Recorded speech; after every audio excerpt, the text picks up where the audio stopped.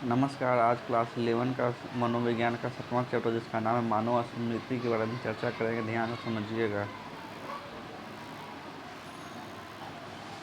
स्मृति में 3 अंतर संबंधित प्रक्रियाएं पूर्व संकेतन, भंडारण एवं पुनरुद्धार सम्मिलित हैं।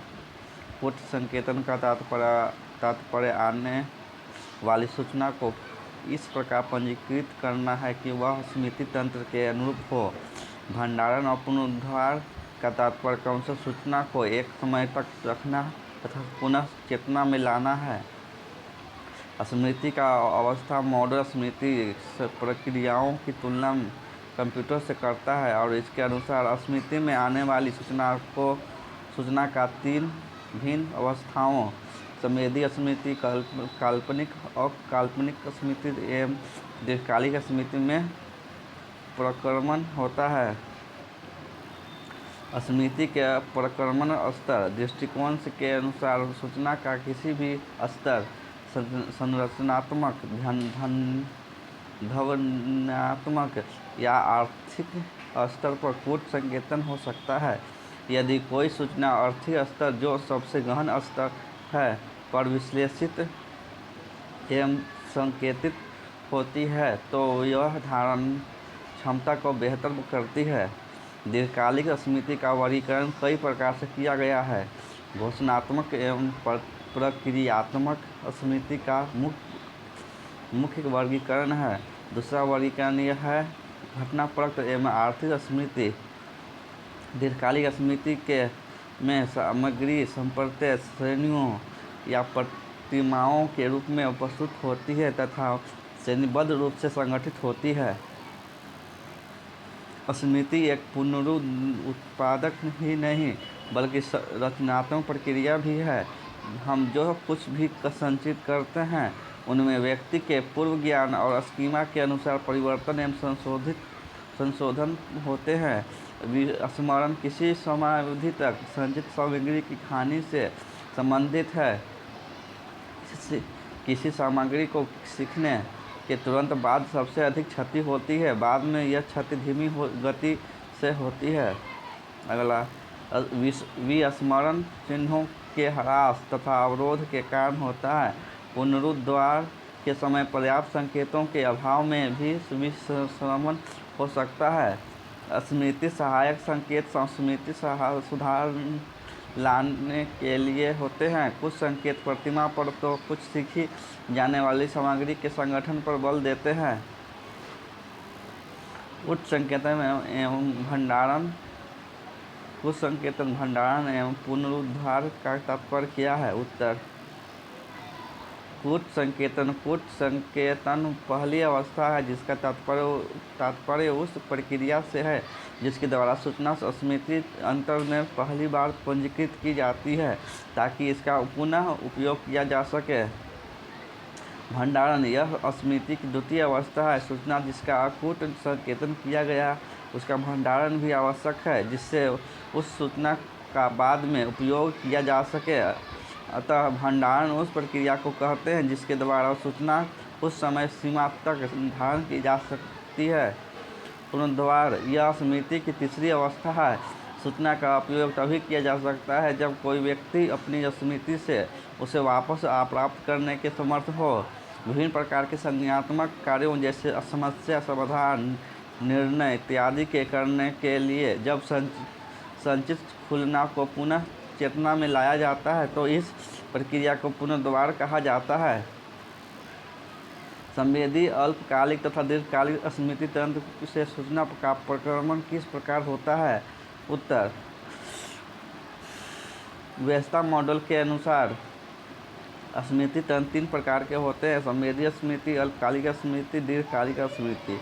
संवेदी स्मृति: कोई भी नई सूचना पहले संवेदी स्मृति में होती है। संवेदी स्मृति को संचयी क्षमता को बहुत होती है किंतु इसकी अवधि बहुत कम होती है, 1 सेकंड से भी कम। यह एक ऐसा स्मृति तंत्र है जो प्रत्येक संवेदनाओं को परिशुद्धता से ग्रहण करता है। अक्सर इस तंत्र को संवेदित स्मृति या संवेदी पंजिका कहते हैं क्योंकि समस्त संवेदनाएं यहाँ उद्दीपक की प्रतिकृति के रूप में ही संग्रहित की जाती है। अल्पकालिक स्मृति: जिन सूचनाओं पर हम ध्यान देते हैं वे हमारी द्वितीय स्मृति भंडार के प्रवेश करती है, जिसे अल्पकालिक स्मृति कहा जाता है, जो थोड़ी सूचना को थोड़े समय तक ही रख पाती है। एटकिंसन एम शिफ्रिन के अनुसार अल्पकालिक स्मृति में सूचना का कुछ संकेतन मुख्य रूप से धनात्मक होती है। यदि इसका निरंतर अभ्यास न हो जाए तो 30 सेकंड से कम समय में ही अल्पकालिक स्मृति के बाहर चली जाती है। ध्यान दीजिए कि अल्पकालिक स्मृति कमज़ोर तो होती है, लेकिन संवेदी पंजिका की भांति नहीं, जहां 1 सेकंड से भी कम समय में सूचना का क्षय हो जाता है। दीर्घकालिक स्मृति ऐसी सामग्री है जो अल्पकालिक स्मृति की क्षमता धारण अवधि की सीमाओं को पार कर जाती है। यह दीर्घकालिक स्मृति में प्रवेश करती है जिसकी क्षमता व्यापक है। यह स्मृति का ऐसा अस्थायी भंडार है जहां सूचनाएं चाहे वह जितनी भी नई क्यों न हो, जैसे अपने कल क्या नाश्ता किया था, इससे लेकर इतनी पुरानी जैसे कि अपना छठा जन्मदिन कैसे मनाया था, सभी संचित होती है। यह प्रदर्शित किया गया है कि कोई बिना कि एक बार दीर्घकालिक स्मृति के भंडार में चली जाती है तो उसे हम कभी नहीं भूलते, क्योंकि यह शब्दार्थ कुछ संकेतन में अर्थात किसी सूचना का क्या अर्थ है द्वारा संग्रहित की जाती है। अगला क्वेश्चन, अनुरक्षण एवं विस्तृत पूर्वाभ्यास में क्या अंतर है? अनुरक्षण पूर्वाभ्यास: अल्पकालिक स्मृति फिर दूसरी नियंत्रण प्रक्रिया अनुरक्षण पूर्वाभ्यास को सक्रिय करती है, जिससे सूचना को वांछित समय तक धारित किया जा सके। यह पूर्वाभ्यास सूचना को दोहराकर अनुरक्षित करता है तथा जब पूर्वाभ्यास रुक जाता है तब सूचना की क्षति ही हो जाती है। इसे मौखिक या वाचिक रूप से दोहराया जाता है। विस्तृत पूर्वाभ्यास: इसमें धारित की जाने वाली सूचना को दीर्घकालिक स्मृति में पूर्वनिहित सूचना के साथ जोड़ने का प्रयास किया जाता है। उदाहरण के लिए, मानवता शब्द का अर्थ याद करना सरल होगा यदि पहले से हम करुणा, सत्य, सद्भावना के संप्रत्ययों का तात्पर्य जानते हों। नई सूचना के साथ आप कितना साहचर्य उत्पन्न करते हैं, यह उसके अस्थायित्व को निर्धारित करेगा। विस्तार पूर्वक पूर्वाभ्यास में व्यक्ति एक सूचना को उससे उद्वेलित विभिन्न साहचर्यों के आधार पर विश्लेषित करता है। इसमें सूचना को विभिन्न संभावित तरीकों से संगठित किया जाता है। घोषणात्मक एवं प्रक्रियामूलक स्मृति में क्या अंतर है? उत्तर: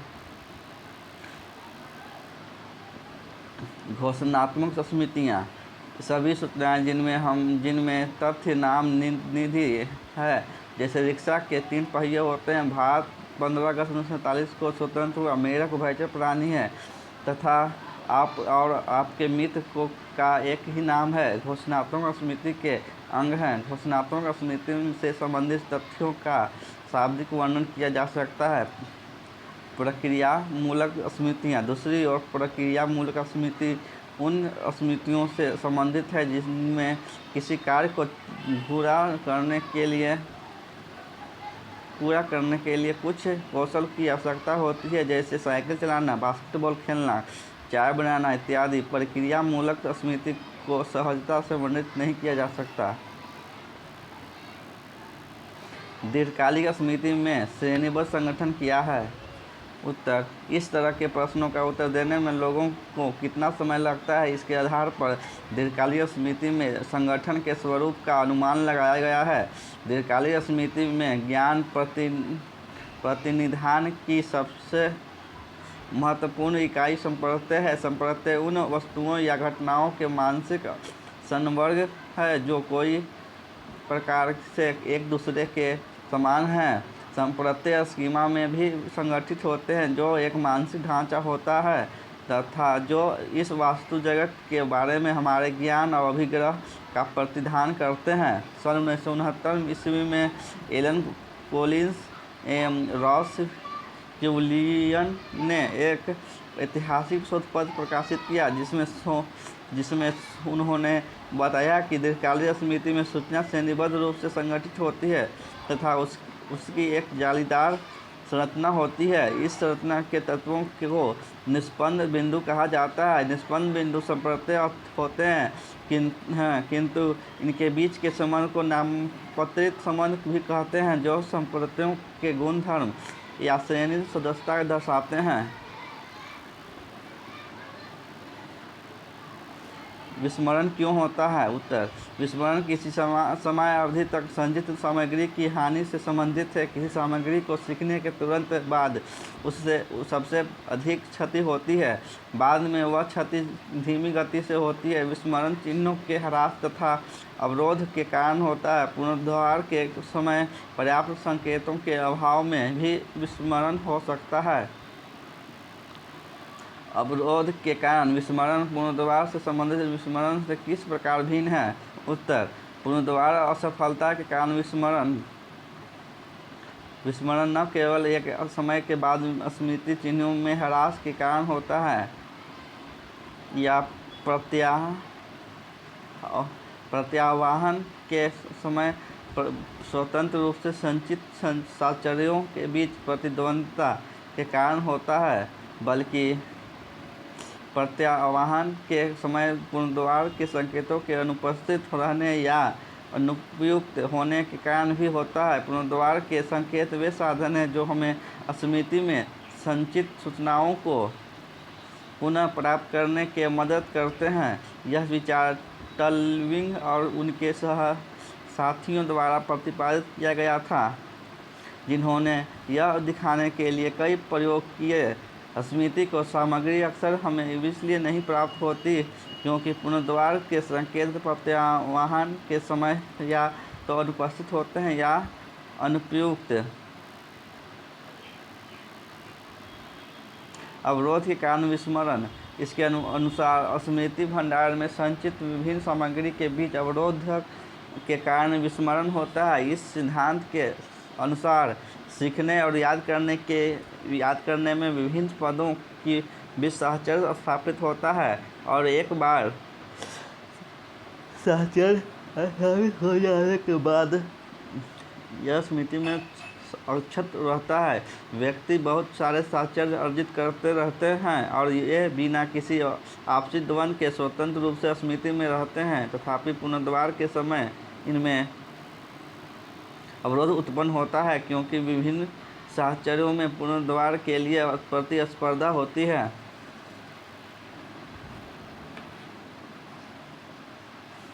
बर्टलेट ने स्मृति को रचनात्मक प्रक्रिया माना है। अर्थपूर्ण सामग्री यथा कहानियाँ, गद्य, दंतकथाएँ इत्यादि का उपयोग करते समय बार्टलेट ने यह समझने का प्रयास किया कि किस प्रकार कोई विशिष्ट स्मृति व्यक्ति के ज्ञान, लक्ष्यों, अभिप्रेरणा, वरीयता तथा अन्य मनोवैज्ञानिक प्रक्रियाओं से प्रभावित होती है। उन्होंने सरल प्रयोग किए जिनमें पहले उपरोक्त प्रकार की सामग्री को प्रतिभागी पढ़ते थे, फिर 15 मिनट के अंतराल के बाद जो पढ़ा उसका प्रत्यावाहन करते थे। बार्टलेट ने क्रमिक पुनरुद्धार विधि का प्रयोग किया जिसमें प्रतिभागी याद की हुई सामग्री को भिन्न भिन्न समय अंतरालों पर प्रत्यावाहन करते हैं। इन क्रमिक पुनरुत्पादनों में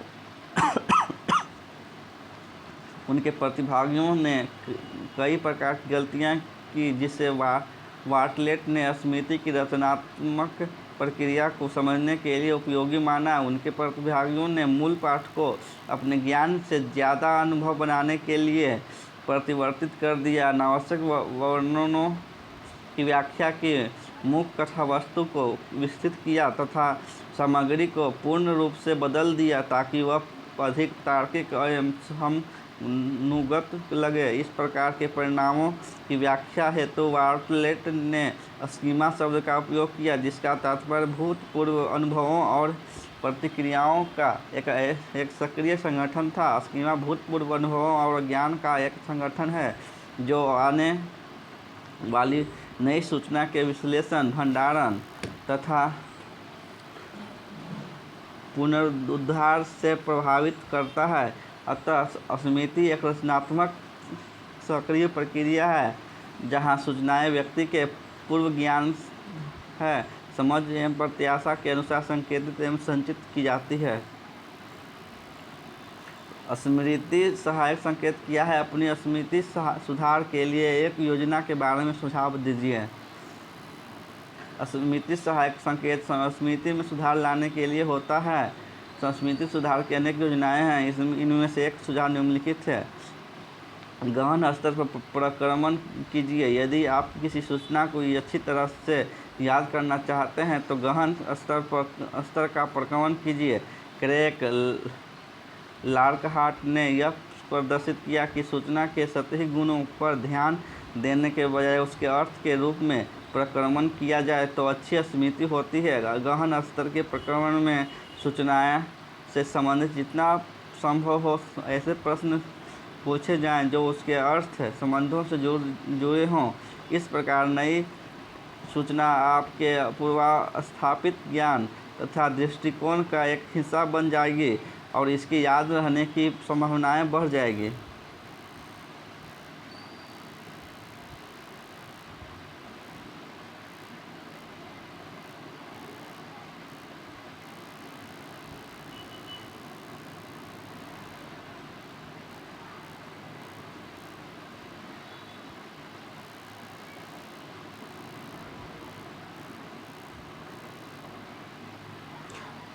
उत्तम स्मृति के मुख्य लक्षण है उपयुक्त सभी, अस्थायी धारणा, उत्पादकता, यथार्थ पुनर्स्मरण।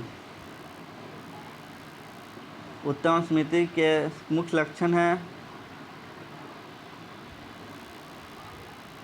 उपयुक्त सभी, अस्थायी धारणा, उत्पादकता, यथार्थ पुनर्स्मरण।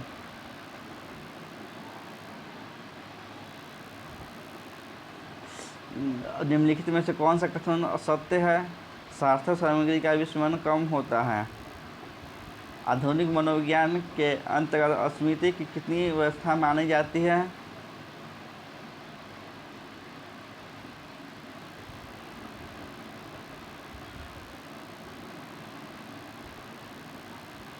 तीन। स्मृति प्रक्रिया तत्व क्या है? उपयुक्त सभी, प्रत्यभिज्ञा, प्रत्यास्मरण, सीखना या धारणा।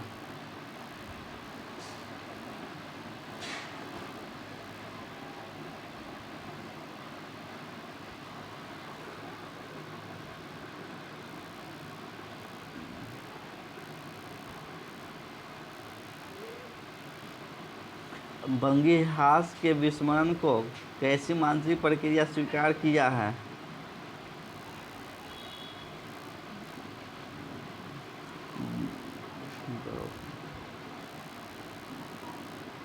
फ्रायड ने। किस विद्वान ने अल्पकालीन स्मृति पर सर्वप्रथम व्यवस्थित अध्ययन किया था? पीटरसन ने।